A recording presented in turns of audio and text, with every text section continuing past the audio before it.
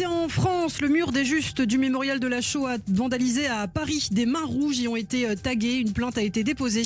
Des graffitis découverts hier matin ainsi qu'ailleurs dans le quartier du Marais. Les mains rouges, symbole utilisé par les manifestants se présentant comme pro-palestiniens à Sciences Po et mis en cause pour leur connotation.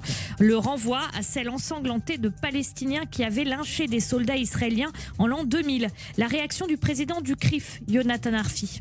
C'est un double outrage. Outrage d'abord à la mémoire de la Shoah parce que venir souiller, salir le mur des Justes, c'est évidemment porter atteinte à la mémoire des 76 000 juifs de France disparus et des 4 000 Françaises et Français qui ont œuvré pour sauver les juifs qui ont pu l'être durant la Shoah en France.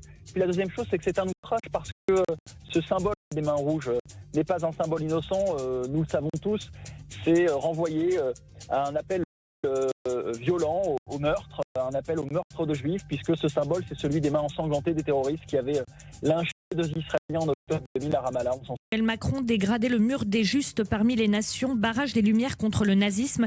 C'est porter atteinte à la mémoire de ces héros comme à celle des victimes de la Shoah, a écrit le président de la République sur X.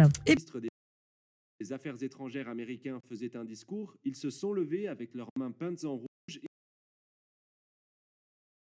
et ont mis en avant ces mains sanglantes, comme s'ils disaient « Vous financez ça avec mes impôts, je n'en veux pas ». J'ai regardé une interview de cette femme et ça m'a vraiment ému.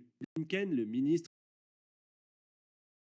des Affaires étrangères, chaque matin, lorsqu'il quitte son domicile et tous les soirs quand il rentre, il manifeste. Il verse devant ses yeux de la peinture rouge couleur sang. Ils veulent lui rappeler ceci. Ce sang, le sang de 30 000 personnes, de bébés, d'enfants, il est sur tes mains.